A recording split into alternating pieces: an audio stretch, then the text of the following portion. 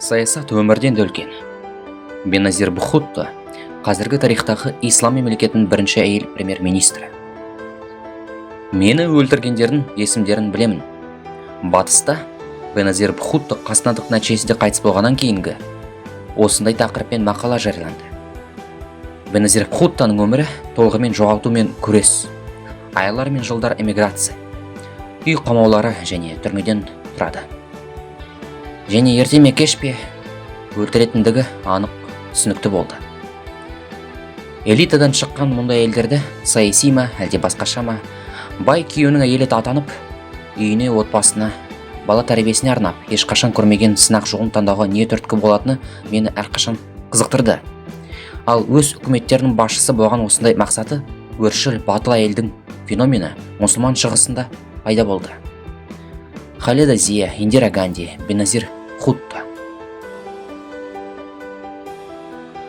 Бұл әрине біріншіден отбасының ықпалы. Бұл әйелдердің барлығы саясаткерлердің қыздары болды. Ганди де, Бхутто да Англияда оқып, тамаша білім алып, өз отанындағы өмір мен саяси құрылымнан түбегейлі өзгеше өмір мен басқаша басқару түрін көрді. Беназир Бхутто Гарвард университетінің үздік дипломын алды. Содан кейін Лондонда оқуын жалғастырды. Оксфордта ол өзінің шешендік пен көшбасшылық қасиеттерін айқын көрсетіп, Оксфорд одағының пікірсайыс клубының жетекшісі болды. Ол әдемі әйел болса да, 30-ға таяп қана тұрмысқа шықты. Бұл махаббат емес, бұл білгір ер адамның ұсынысы болды. Ол ешқашан отағасы болмаса да, әйелінің саяси мансабына адал болу керек. Ол аз ғана уақыт ішінде 35-тен 40 жасқа дейін 3 баланы дүниеге әкелсе, аналық инстинкті әлі де бар адам болса керек. Немесе Беназир ана болуды отбасы алдындағы парыз, оның жалғасы деп санаған айту қиын. Бірақ ана болуы оның ең мықты жері емес еді, бұл сөзсіз. Өмір сүруінің басты себебі балалары болған әйел ешқашан өз өміріне қауіп төндірмейді. Беназир жастайынан тәуекелге үйренген. Үйленгенге дейін ол әкесі Пакистан үкіметінің басшысы Зульфикар Али Бхуттоның кеңсесінде генерал Мухаммед Зия-уль-Хақ тақтан тайдырмас бұрын қысқаша жұмыс істеді. Содан кейін түрме әкесін өлім жазасына кесу, түрмеден босату және тағы да түрмеге қамау. Қазір үй қамақ. Ал елден жер аударылып Англияда уақытша пана болды. Ол жерден әкесі құрған партияны басқарды. Беназир Бхутто үкіметі бірнеше маңызды реформалар жүргізді. Әскери режим кезінде тыйым салынған қоғамдық және құқық қорғау ұйымдарының құқықтарын қалпына келтірді. Бұқаралық ақпарат құралдарын бостандығын қайтарды. Оппозицияның ашық әрекет етуіне мүмкіндік берді. Үндістанмен қиын қарым-қатынас жағдайында бірқатар сындарлы келіссөздер жүргізуге мүмкіндік туды. Бірақ Беназир Бхуттоның саяси көзқарастары қаншалықты прогрессивті болса да, ол сыбайлас жемқорлық жанжалдарынан аулақ бола алмады. Премьер-министр қызметін атқара бастаған сәттен-ақ ол ең жақын туыстарын маңызды қызметтерге тағайындады. Атап айтқанда, күйеуі қаржы министр қызметін атқарды. Анасы да үкіметке қосылды. Бірқатар жанжалдар мен айыптаулардың нәтижесінде Пакистан президенті Бхутто үкіметін отставкаға жібереді. Елді исламдандыру саясатын ұстанған Зия-уль-Хақ ұшақ апатынан қайтыс болған соң еліне оралды.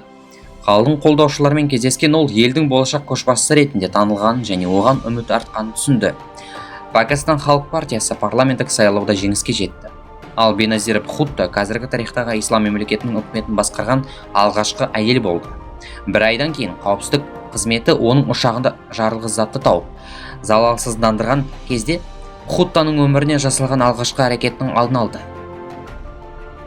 Қаһарлы және қайсар Беназир қайтадан жеңіске жетіп, үкімет басшысы лауазымына оралады. Елде кедейшілік барын түсінген ол, бұл жолы күрделі реформалар жүргізеді. Мұнай секторының бір бөлігін мемлекет меншігіне алудан түскен қаржыға сауатсыздықты 2 есеге жуық азайтуға, елді полиомиелит індетінен арылтуға, білім мен медицинаға бөлінетін қаржыны көбейтуге болады. Бхутто тұсында алғаш рет тегін денсаулық сақтау және білім беру жүйесі енгізілді. Елдегі экономикалық өсім ең оптимистік болжамдардан асып түсті. Бұл Пакистанда да, әлемде де мойындалған Бхутто үкіметі үшін сәтті болды. Бірақ ол көптеген мемлекеттердің, әсіресе шығыстың басты мәселесін шеше алмады. Сыбайлас жемқорлық оның партиясы мен үкіметінің позициясын бірте-бірте әлсіретіп жіберді. сындар мен заңсыз операцияларды айыптау кезінде исламшылар күштерін арттырды. Бхутто үкіметі отставкаға кетті, ал бұрынғы премьер-министрдің өзі эмиграцияға кетті. Ол Пәкістанға Америка құрама штаттарының қолдауымен және президент Мушарафтың рақымшылығына байланысты Бхуттоны қудалауды тоқтату туралы жарлыққа қол қойғаннан кейін оралады. Талибан қозғалысы елде билікке ие болды және демократиялық саясаткер Беназир Бхутто мемлекетке оның радикалды исламшылармен қақтығысу үшін қажет болды. Соңғысының зұлымдығына байланысты Пәкістанға оралу Беназир үшін ессіздікпен бірдей болды.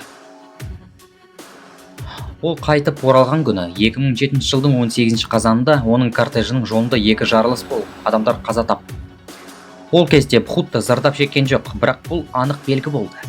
Бұрынғы премьер-министрді іздеу басталды және ол осы жерде және өз қызметін жалғастыруға дайын болғанша жау тоқтамайды. Ол өзінің іс жүзінде жойылып жатқанын білді. Бірақ оның өмірінің мәніне айналған саяси қызметтен бас тартудың өзі өліммен тең болды. Және ол саяси күрестің жаңа кезеңіне енді. Сондықтан Беназир Бхутто өз елінің 2 рет премьер-министр, жалған айыппен өлім жазасына кесілген әкесінің қызы. 2007 жылы 27 желтоқсанда Бхутто митингіде сөйлегеннен кейін лаңкес оны 2 рет атып тастады. Кейін жарылыс болды. Шыны керек, ол ауыр жарақат алып ауруханада көз жұмды. Беназир өмірінде паранжа киіп көрмеген. Бала кезінде әкесі оған таңдау құқығын берді. Сен өскенде оны киесің бе жоқ па? Сен шешесің. Пәкістанның қара раушаны, оның әдемі қара шашын үнемі ақ орамалмен жауып тұратын. Беназир Бхутто 54 жаста еді. Ол әкесінің қасында жатқызылды.